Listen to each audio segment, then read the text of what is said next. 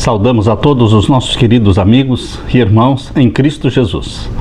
Aqui estamos para o estudo da lição desta semana número 7.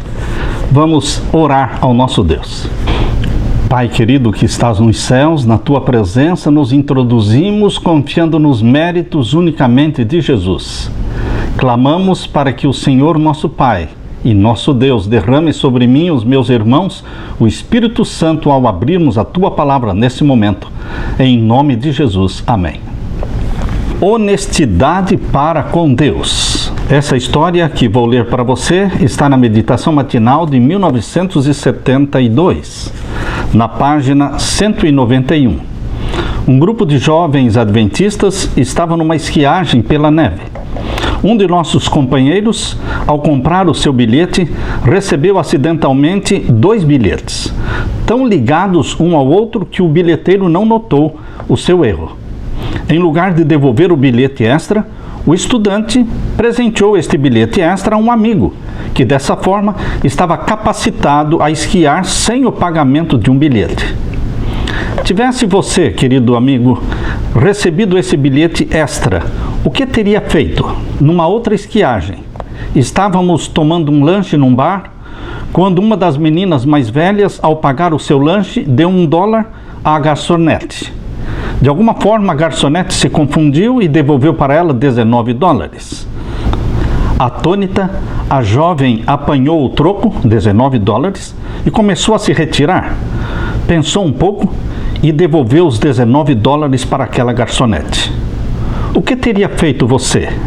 Gostaria de saber uma das razões por que tem havido tanta mornidão na nossa igreja? Por toda parte em nossas fileiras é praticada a desonestidade, diz a serva do Senhor, e essa é a causa da mornidão por parte de muitos que professam crer na verdade. Testemunhos, volume 1, página 507. Um administrador da igreja disse: um membro que pratica a desonestidade causa mais dano do que um grupo de membros honestos é capaz de reparar em anos. Os membros da igreja remanescente devem cumprir suas obrigações e devem agir completamente às claras em suas relações. Seja honesto. Na parte de domingo, uma questão de honestidade. Alguém disse assim: o mundo é dos espertos. Você concorda? Queridos, o mundo pode ser dos espertos, mas a vida eterna e o céu pertencem àqueles que são fiéis, que são honestos, que são íntegros. A honestidade está em baixa em nossos dias. Muitas pessoas têm algo em comum, não gostam da desonestidade, porém, quando estão vendo esta desonestidade nos outros. Não é fácil, porém, enxergar a desonestidade na nossa própria vida. Por toda parte, em nossas fileiras, é praticada a desonestidade e essa é a causa da mornidão de muitos que professam crer na verdade. Não se acham ligados a Cristo e iludem a si mesmo. Testemunhos para a Igreja, volume 4, página 310. Convido você para ler comigo Lucas capítulo 16 e o verso 10. Lucas capítulo 16 e o verso 10. Aqui lemos: quem é fiel no mínimo, também é fiel no muito. Quem é injusto no mínimo, também é injusto no muito. Pois, se nas riquezas injustas não fostes fiéis, quem vos confiará as verdadeiras? Fidelidade no pouco, fidelidade nas pequenas coisas.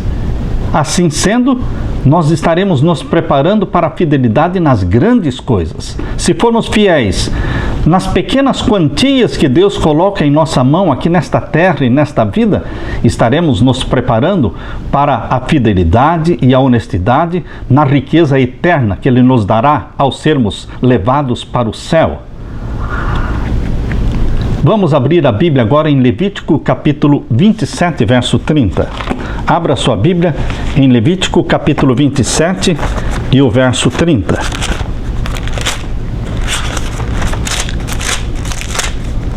Levítico capítulo 27 e o verso 30. Também todas as dízimas do campo da semente do campo, do fruto das árvores, são do Senhor. Santas são ao Senhor. A 10ª parte. De cada 10, Deus separou uma parte para ele. É muito?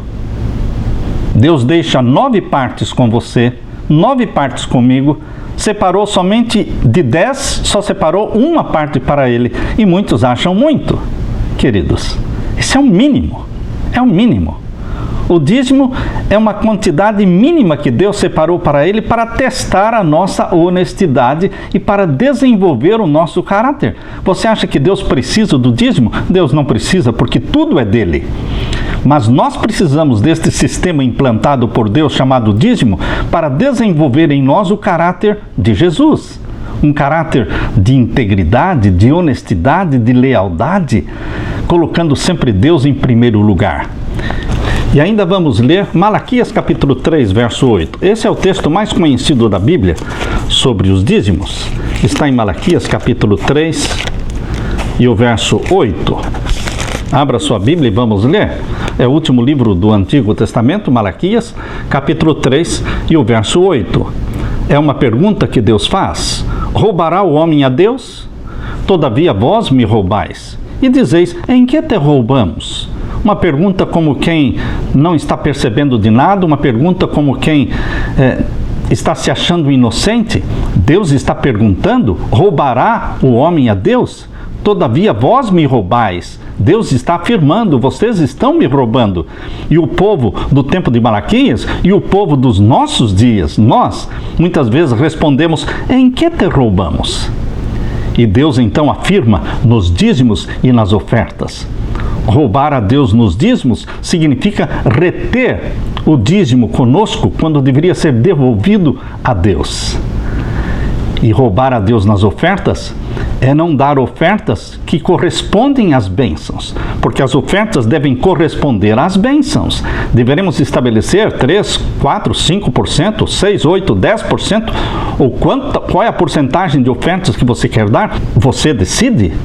Você pode decidir a porcentagem da sua oferta, mas você não pode decidir a porcentagem do dízimo, porque esta já foi decidida na mente de Deus. É a 10ª parte, é o 10%.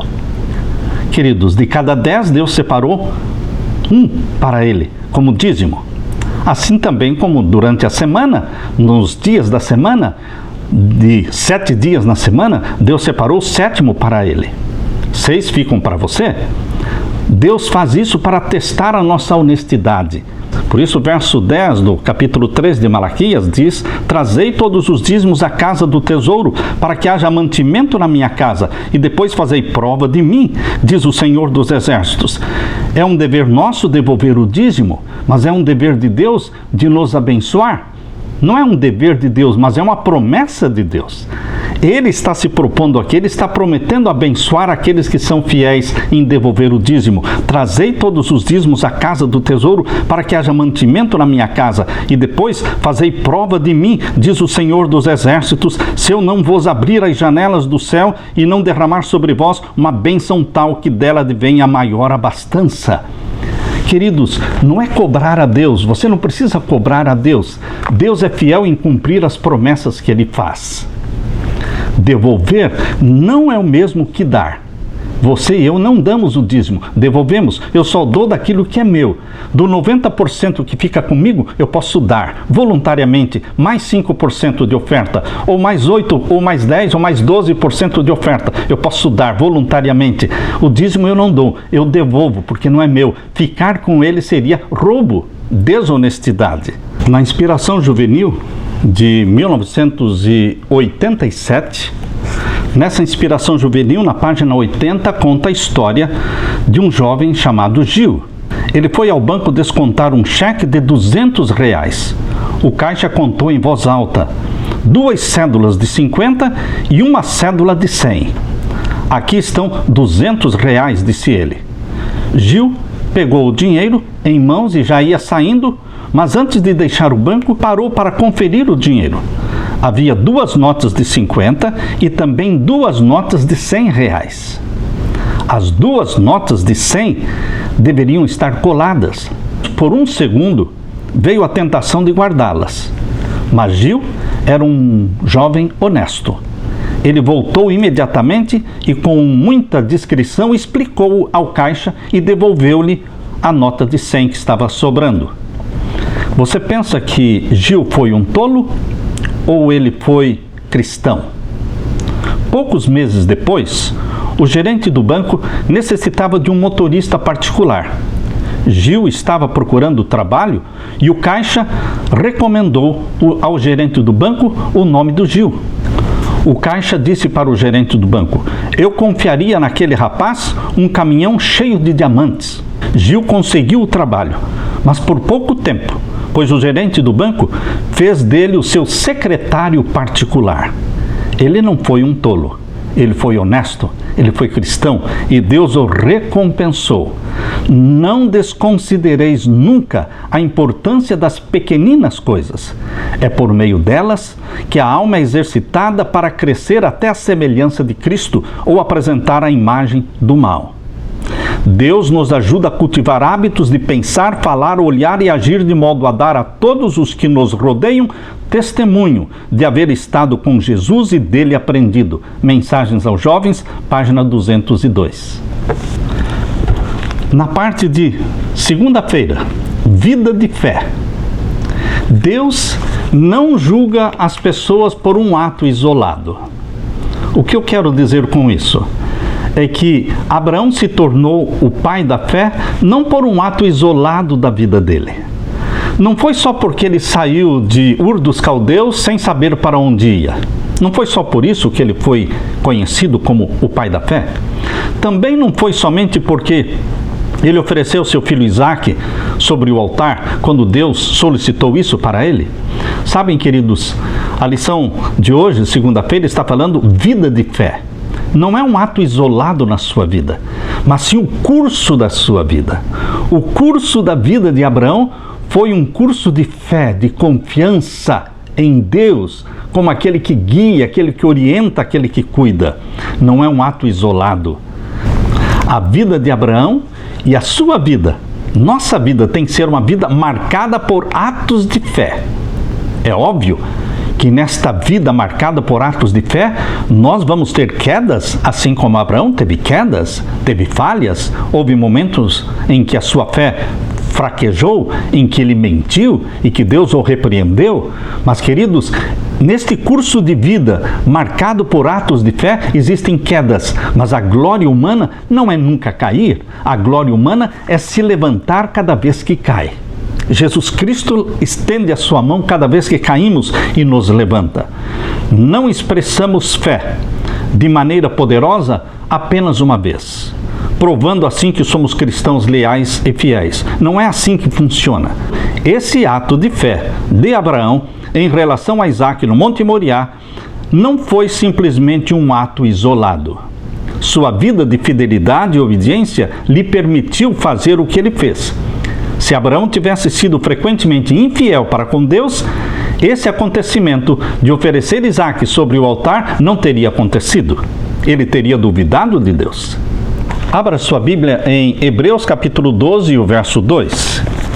Hebreus capítulo 12 e o verso 2. Está falando sobre o autor e consumador da nossa fé. Ele é Jesus. Vamos ler o capítulo 12, o verso 1 e o verso 2. Portanto, nós também, pois que estamos rodeados de uma tão grande testemunhas, você não vive sozinho neste mundo, neste universo, em todo este universo que nos cerca, existem olhos que estão olhando para você. Você está sendo assistido, como se fosse um Big Brother. Portanto, nós também, pois que estamos rodeados de uma tão grande nuvem de testemunhas, deixemos todo o embaraço, deixemos o pecado que tão de perto nos rodeia e corramos com paciência a carreira que nos está proposta. Eis aí o convite maravilhoso, um desafio de Jesus para você correr a corrida que está proposta, que é a corrida maratona que vai nos levar para o céu, para a Nova Jerusalém. E o verso 2 diz, olhando para Jesus, não é olhando para os lados, nem para trás, olhando para Jesus, o autor e consumador da fé. Esta palavra consumador é aquele que amadurece, aquele que aperfeiçoa a nossa fé. Ele não somente é autor da fé, mas é aquele que faz crescer, que amadurece a nossa fé, o qual pelo gozo que lhe estava proposto, posto, suportou a cruz, desprezando a afronta, e assentou-se à destra do trono de Deus. A intenção de Jesus é fazer com que a nossa fé, ela atinja a maturidade e a plenitude de uma fé cristã amadurecida, como a de Jó, como a de Abraão, como a de João Batista, como a de Jesus.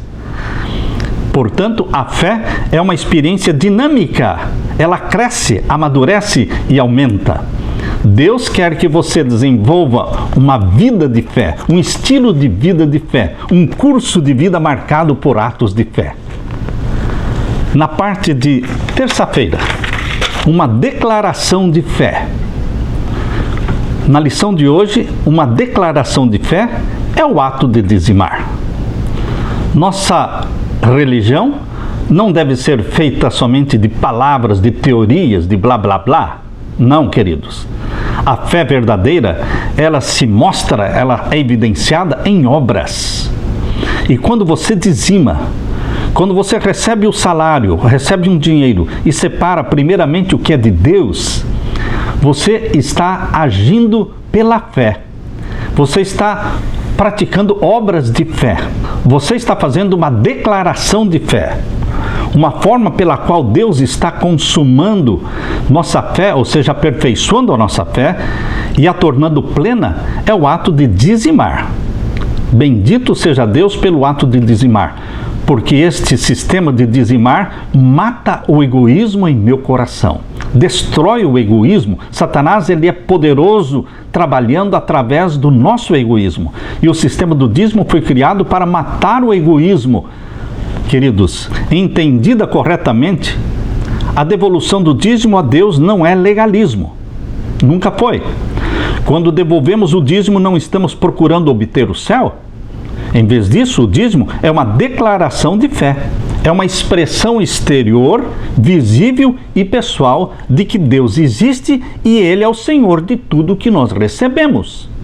E a prova de que eu reconheço que Deus é o Senhor de tudo que eu tenho e sou, é que eu devolvo a Ele a 10ª parte. O dízimo é um reconhecimento, devolver é honestidade. Em Lucas capítulo 11 e o verso 42, e também em Mateus 23, 23, abra sua Bíblia em Mateus 23, 23. Vamos ler o que Jesus disse em Mateus capítulo 23 e o verso 23. Ai de vós, escribas e fariseus hipócritas, pois que dizimais a hortelã, o endro e o cominho, e desprezais o mais importante da lei, o juízo, a misericórdia e a fé, deveis, porém, fazer estas coisas e não omitir aquelas. Há pessoas que pensam, ao ler este verso, que Deus está condenando o dízimo. Pelo contrário, Jesus Cristo está dizendo, vocês dizimam a hortelã, o endro e o cominho. E Jesus diz, vocês devem fazer estas coisas, mas não desprezar aquelas outras. Que aquelas outras? Não desprezar a misericórdia, a fé, a caridade. Queridos, nós não deveremos fazer uma ou outra coisa. Nós deveremos ser fiéis nos dízimos, mas também deveremos ser fiéis no amor, na caridade, na beneficência, na misericórdia para com as pessoas. O dízimo é uma expressão de dependência de Deus e de confiança em Cristo como nosso Redentor. Em Gênesis capítulo 28, e eu quero que você abra sua Bíblia agora, em Gênesis capítulo 28 e os versos 14 a 22. Gênesis capítulo 28. Gênesis capítulo 28 é a história, é a experiência de Jacó. Essa experiência de Jacó me inspirou muito. Quando eu tinha meus 17 anos de idade, comportando na cidade de Londrina, com 17 anos de idade, eu marquei as entregas dos livros para a data do carnaval e não pude entregar porque era carnaval. E quando fui entregar os livros que eu vendi após o carnaval, as pessoas não tinham dinheiro. Então começaram a falhar as entregas. Muitas pessoas não queriam mais os livros. E eu fiquei desesperado. Eu voltei para o quarto, me ajoelhei e falei, Senhor, se tu fores comigo. Eu li a história de Jacó. E essa história me inspirou aqui em Gênesis capítulo 28. E Jacó fez um voto a Deus no verso 20.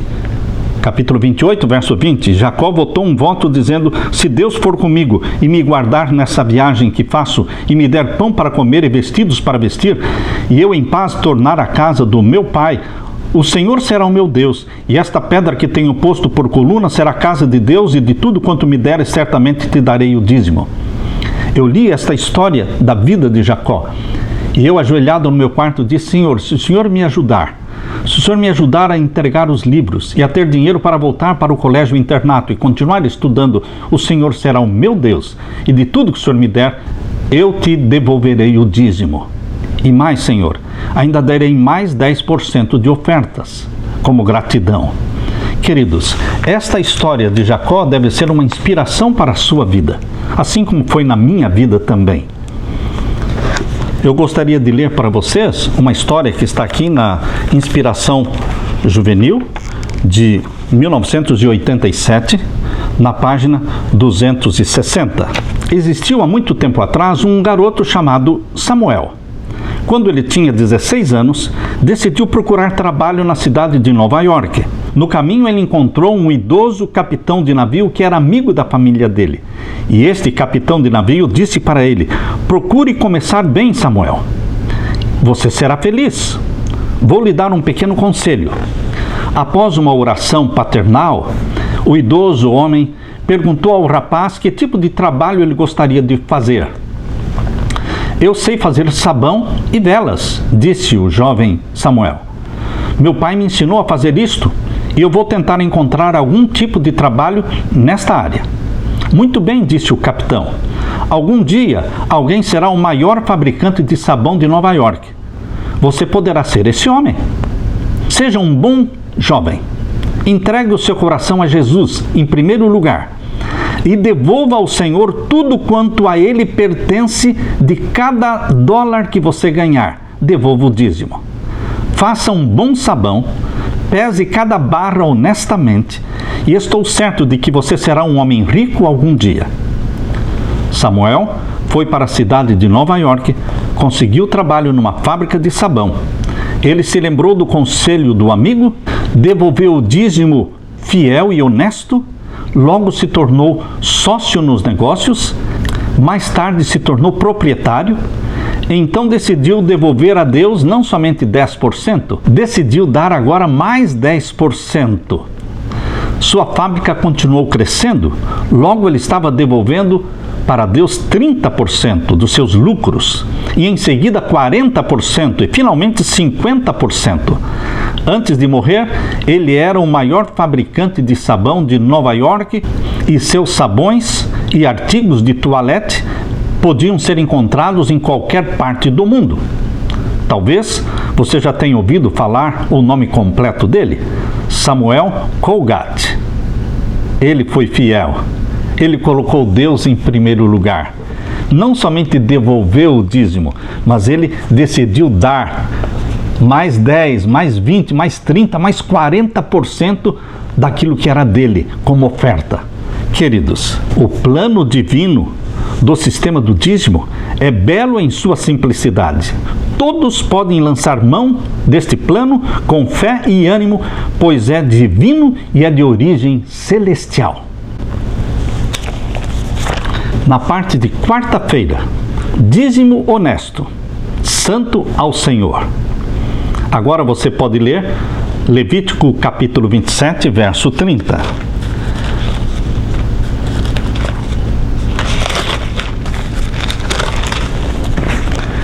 Levítico capítulo 27, o verso 30. É a segunda vez que estamos lendo esse texto. Diz assim: também todas as dízimos do campo, da semente do campo, do fruto das árvores são do Senhor, santas são ao Senhor.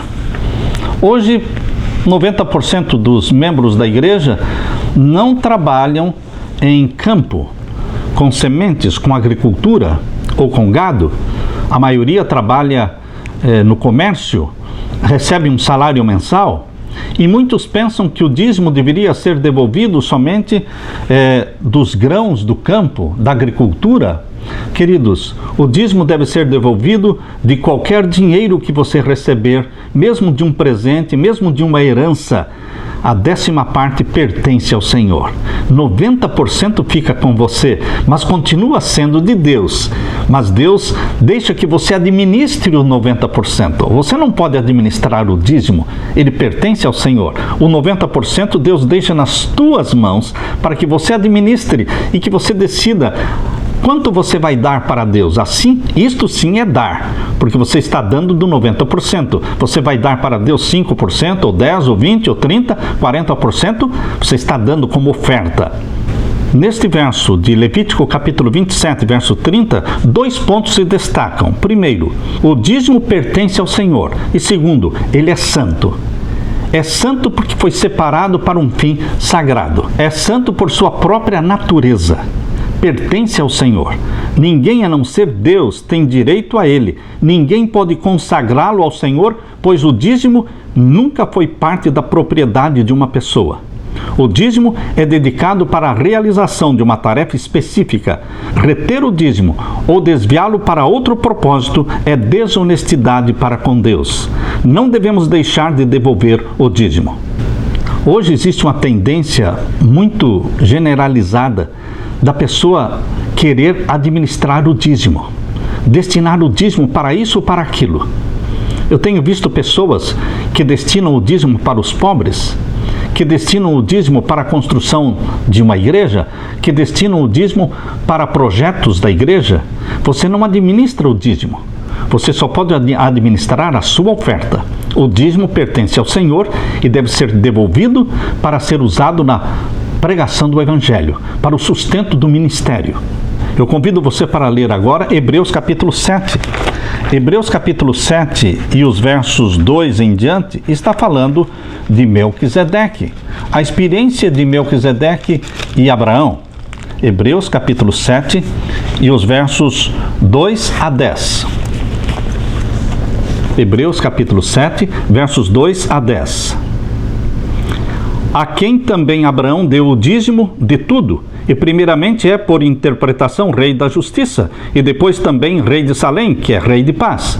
Melquisedeque é um nome que significa rei da justiça, e ele era rei da cidade de Salém, que quer dizer paz. É um tipo, é um símbolo de Jesus Cristo. Este homem foi escolhido por Deus para representar Jesus Cristo como sacerdote, como sumo sacerdote. Não por genealogia sacerdotal, mas um sacerdote que foi estabelecido por ordem direta de Deus, pela boca de Deus, e não por genealogia. Melquisedeque não nasceu sacerdote, ele não era da linhagem de Levi, não existia linhagem de Levi nos dias de Melquisedeque. Levi era filho de Jacó, e Jacó era filho de Isaac, Isaac era filho de Abraão, e Abraão viveu no tempo de Melquisedeque. Veja que foi muito antes de existir a tribo de Levi. Mas, queridos, Melquisedeque foi escolhido por Deus para ser sumo sacerdote do Deus Altíssimo, não por ordem genealógica, não por nascimento, mas por ordem direta da boca de Deus, como Jesus Cristo, que era da linhagem de Judá e foi escolhido por ordem direta da boca de Deus para ser sacerdote do Deus Altíssimo no santuário do céu. Por isso está dizendo aqui no capítulo 7, verso 3, que Melquisedeque sem pai, sem mãe, sem genealogia. Ou seja, quando se investiga o nome de Melquisedeque na genealogia sacerdotal, você vai descobrir que não existe este nome. Ali ele não nasceu e não morreu, ali ele não tem pai, não tem mãe, porque simplesmente não existe o nome dele. É neste sentido, assim o nome de Jesus também. Quando você procura o nome de Jesus na genealogia sacerdotal, você vai ver que não existe este nome, porque ele não era da linhagem de Levi, linhagem sacerdotal, e sim de Judá. Então, queridos, a Bíblia diz que Abraão pagou o dízimo, devolveu o dízimo a Melquisedeque. Melquisedeque abençoou a Abraão, porque ele era um tipo, um símbolo de Jesus Cristo, que é o sumo pastor, é o sumo sacerdote de todos nós no santuário do céu. Assim como o sábado é santo, o dízimo também é santo. A palavra santo vem da palavra hebraica kadosh, que quer dizer separado, separado para um fim sagrado. O sábado e o dízimo estão relacionados dessa maneira. Separamos o 7º dia da semana como sendo sagrado para Deus. Separamos o dízimo também como sendo sagrado para Deus. Deus santificou o 7º dia lá na semana da criação Essa porção específica de tempo, separada pelo próprio Deus para culto religioso, continua hoje sendo tão sagrada como quando pela primeira vez foi santificada pelo nosso Criador. De igual maneira, o dízimo de nossas rendas é santo ao Senhor. Eu gostaria de partilhar com vocês a história que está nesta Inspiração Juvenil de 1987, na página 237. Em 1913, um jovem de nome Clyde Harris e seu irmão abriram uma pequena fábrica de caixas em Milton, Oregon.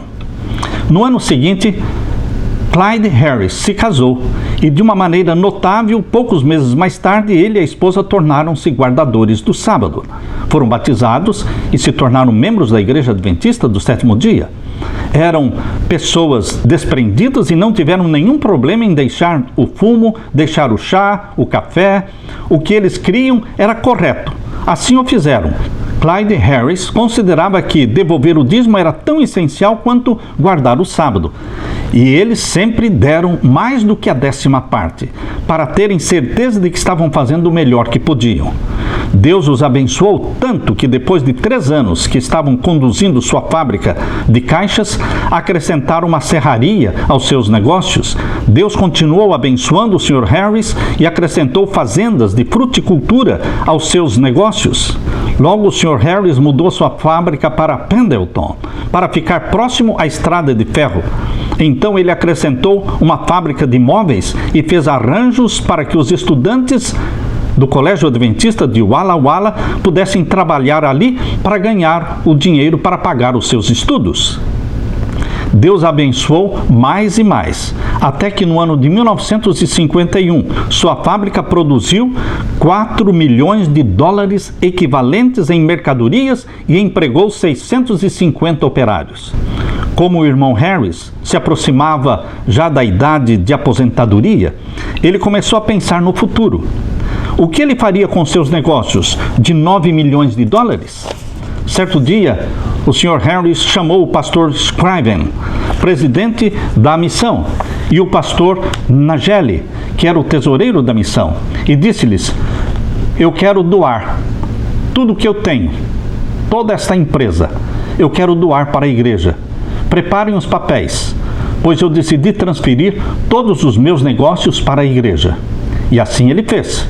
E Deus continuou abençoando os negócios, bem como o Sr. Harris e a sua esposa. Queridos, nunca vamos permitir a Satanás nos tentar a pensar que você não terá recursos para ser fiel a Deus, devolvendo a Ele o dízimo fielmente. Na parte de quinta-feira, reavivamento, reforma e dízimo. Eu costumo dizer que reavivamento sem reforma é um oba-oba. É somente blá blá blá, é somente gritarias. Mas reforma sem reavivamento é legalismo. Portanto, queridos, reforma e reavivamento devem andar juntos. E reforma e reavivamento, segundo a Bíblia, envolvem 3 áreas. Estas 3 áreas precisam estar inclusas num reavivamento e reforma verdadeiros. Eu convido você para que leia comigo Neemias capítulo 13. Abra sua Bíblia em Neemias capítulo 13.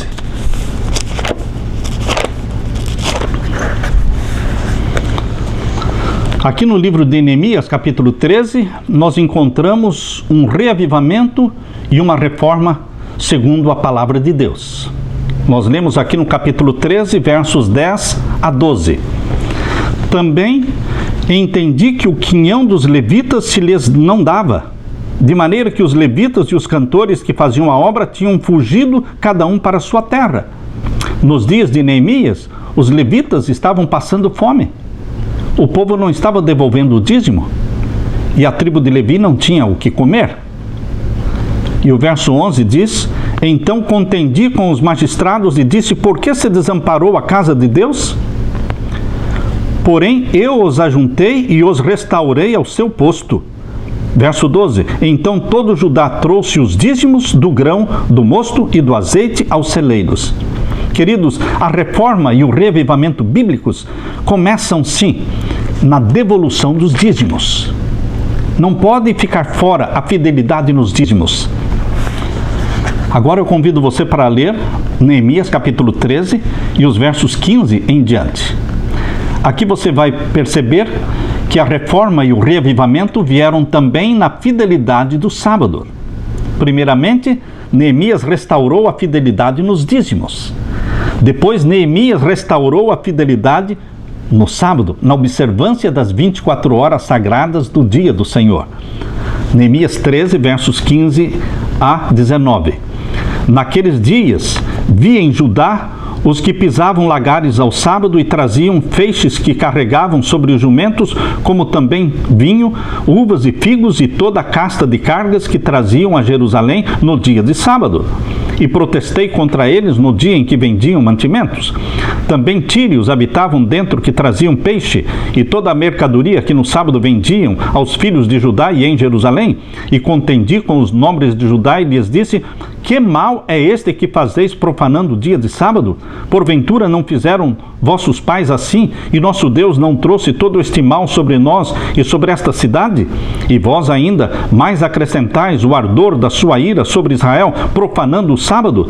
Sucedeu, pois, que, dando as portas de Jerusalém já sombra antes do sábado, ordenando-o eu, as portas se fecharam, e mandei que as não abrissem até passado o sábado, e pus às portas alguns dos meus moços para que nenhuma carga entrasse no dia de sábado. A verdadeira reforma e reavivamento incluem a observância santa, a observância séria das 24 horas do sábado. E ao lermos agora o capítulo 13 de Neemias, os versos 23 a 27, percebemos que a reforma verdadeira inclui também a família, não julgo desigual. Vamos ler verso 23 a 27. Vi também naqueles dias judeus que tinham casado com mulheres asdoditas, amonitas e moabitas, e seus filhos falavam meio asdodita e não podiam falar judaico, senão segundo a língua de cada povo. E contendi com eles, e os amaldiçoei, e espanquei alguns deles, e lhes arranquei os cabelos, e os fiz jurar por Deus, dizendo: não dareis mais vossas filhas a seus filhos, e não tomareis mais suas filhas, nem para vossos filhos, nem para vós mesmos. Porventura não pecou nisso Salomão, rei de Israel, não havendo entre muitas gentes rei semelhante a ele, e sendo amado do seu Deus, e pondo-o Deus rei sobre todo Israel? E contudo as mulheres estranhas fizeram pecar Salomão. E dar-vos-íamos nós ouvidos para fazermos todo este grande mal, prevaricando contra o nosso Deus, casando com mulheres estranhas? Percebam, queridos, que a reforma e o reavivamento de Deus inclui a fidelidade no santo dízimo, a fidelidade na guarda do santo sábado e a fidelidade no casamento, casando os nossos filhos com filhos e filhas da mesma fé, casando com pessoas que não sejam julgo desigual. Reavivamento, portanto, e reforma são duas coisas diferentes. Reavivamento significa a renovação da vida espiritual, uma vivificação das faculdades do espírito e do coração, um ressurgimento da morte espiritual.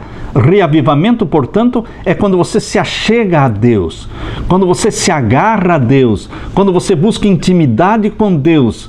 Isto é reavivamento espiritual. Mas isto só pode acontecer com reforma na nossa vida. E o que é a reforma?